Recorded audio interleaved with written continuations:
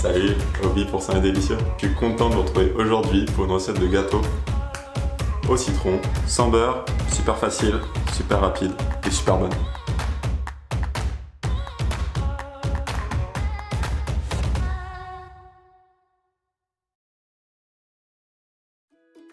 Allez, j'enfile tout de suite mon plus beau tablier et puis je vous retrouve derrière les fourneaux. Heureux, alors c'est parti pour la recette de gâteau moelleux au citron. Vous allez voir, c'est vraiment super simple. Première étape, on va venir casser 3 œufs dans un saladier. C'est parti, 3 œufs. Ensuite, vous venez ajouter une pincée de sel, puis 80 g de miel liquide. Alors, vous pouvez par exemple utiliser du miel d'acacia, là, comme j'utilise actuellement. Sinon, un miel de fleurs plus classique, ça marchera très bien aussi. Personnellement, mon miel, j'achète bio sur Casidomi, en fait, donc à prix réduit. Si ça vous intéresse, je vous laisse plus d'infos dans la description avec un code promo. N'hésitez pas à aller checker ça si vous voulez acheter des produits bio moins chers. Voilà, 80 g pile poil. Et une fois qu'on a nos œufs, notre miel et notre sel dans un saladier, on va venir battre tout simplement jusqu'à avoir un mélange homogène qui mousse légèrement. Donc voilà, on obtient un mélange légèrement mousseux, ça suffit, c'est bien mélangé, on peut passer à la suite. Donc, comme on prépare un gâteau au citron, évidemment, il nous faut du citron. Je vous conseille vraiment de les prendre bio ou à minima non traité puisqu'on va utiliser le zeste. Et du coup, si vous voulez éviter d'ingurgiter 3 tonnes de pesticides, c'est mieux de les prendre bio ou non traités après récolte. Pour la quantité, moi j'ai quand même des relativement gros citrons si je les mets à côté de ma tête là.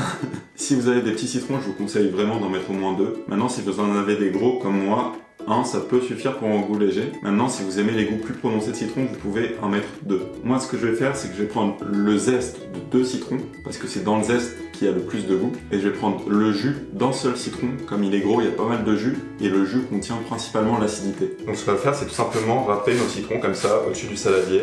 Et on va venir comme ça prélever le zeste. Alors râpez pas une fois que vous avez le blanc, hein, le goût il est vraiment dans la partie jaune. Si vous avez directement un zesteur, évidemment, utilisez-le, ce sera plus pratique. Mais là, une râpe classique, ça marche très bien. N'oubliez surtout pas de récupérer le zeste derrière la grappe. Et là, donc ce qu'on va faire, c'est qu'on va venir couper un citron pour en récolter son jus. Je vais pas vous apprendre à presser un citron, je pense que ça devrait aller. Donc voilà, on a récupéré le jus d'un citron, on a le deuxième sans le zeste. Ce que vous faites, c'est simplement vous le gardez, vous pouvez le lendemain matin par exemple le prendre au petit déjeuner, vous le pressez avec un petit peu d'eau, ça passe tout seul. Ou sinon, vous préparez un deuxième gâteau.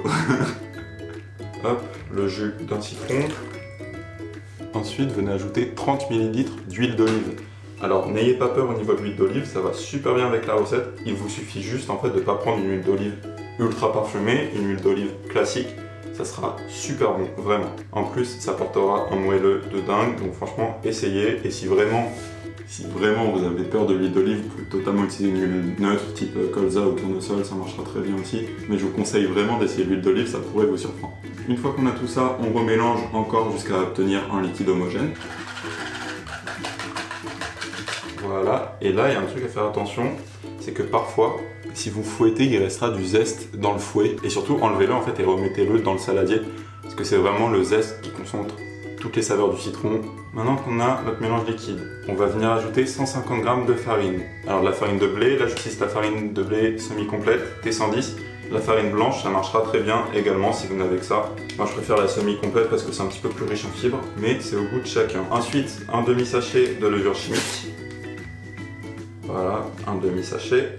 Et puis on va venir mélanger encore une fois tout ça jusqu'à obtenir une pâte homogène. Voilà, donc notre pâte est prête et là on va tout simplement la mettre dans un moule et enfourner. Donc vous voyez, je vous ai pas menti, c'est vraiment une recette super simple et super rapide. Alors vous prenez votre moule, huilez et farinez si nécessaire. Je vous conseille quand même vraiment de le faire parce que le gâteau a tendance vraiment à accrocher si vous ne le faites pas, donc ça va vous éviter des galères de démoulage. Et tout simplement, on verse la préparation, on racle bien les bords pour gâcher. Et voilà, notre gâteau est prêt à être enfourné. Alors pour ça, vous préchauffez votre four à 180 degrés Celsius, puis ensuite vous le faites cuire 22 minutes. C'est parti.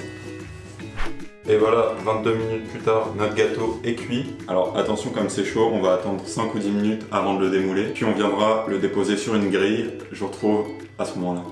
Alors voilà, maintenant que ça refroidit un petit peu, on risque plus de se brûler. Alors pour le sortir, moi ce que j'aime bien faire, c'est à la spatule, juste décoller les bords.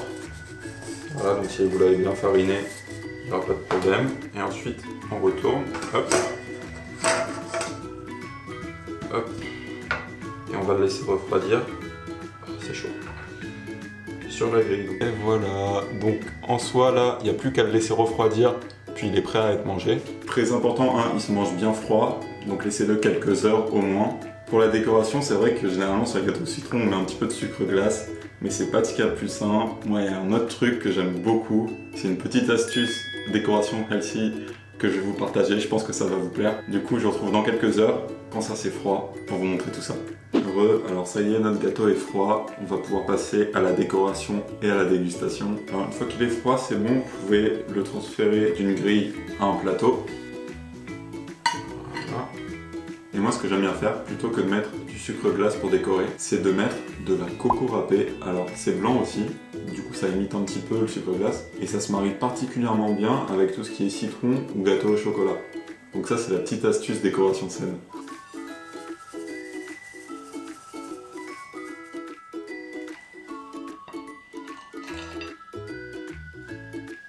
Donc voilà, ça nous donne un petit gâteau archi moelleux. Il est super simple, mais tellement efficace. Il est vraiment plein de saveurs. Parfumé au citron comme ça, c'est top. Bon, dégustation, même si je le connais. J'adore vraiment. Parfumé au citron comme ça. Et franchement, avec le coco, ça rajoute vraiment un petit plus. Même par rapport au sucre glace, ça rajoute une dimension en plus. Franchement, je vous conseille d'essayer. Il est super bon ce gâteau. Dites-moi en tout cas dans les commentaires si cette recette vous fait envie. En tout cas, si la vidéo vous a plu, n'hésitez pas à laisser un pouce en l'air, ça m'aide énormément, alors merci vraiment à tous ceux qui prendront le temps de le faire. Et pour ne pas manquer les prochaines recettes saines et délicieuses, je vous invite à vous abonner à ma chaîne YouTube, c'est totalement gratuit. Sur ce, je vous dis à la prochaine. D'ici là, prenez soin de vous et je vous fais des bisous.